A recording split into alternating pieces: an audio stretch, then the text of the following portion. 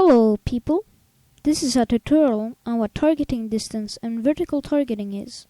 So I'm gonna head right into it and not waste any of your precious time.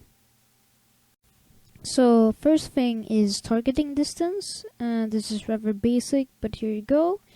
The black line is the center or like the heading of the plane. So let's say you set your targeting distance to 500 meters. It might look something like this. And if you set it to like 50 meters, it might look something like this. It's very basic. It's just like the angle your guns are aiming towards the center. If you have a gun in your nose, you won't have to worry about it. But that's basically it.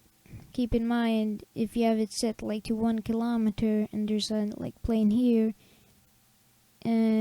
your guns may just hit like the wingtips, so keep that in mind.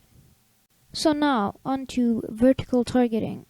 So obviously bullets are not lasers. Your bullets will not travel like this. Bullets are like super speedy arrows, but they do get affected by gravity, so they do drop like this. So if your target is here, you'll probably miss if you aim here.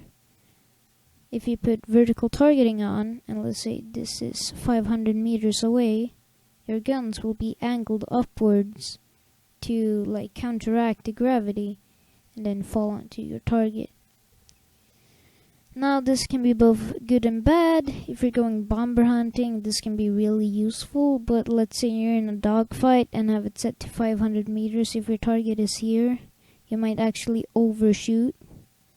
So if you have it set too far and you're in a dogfight, aim a little under the target and it should be fine. Thanks for watching.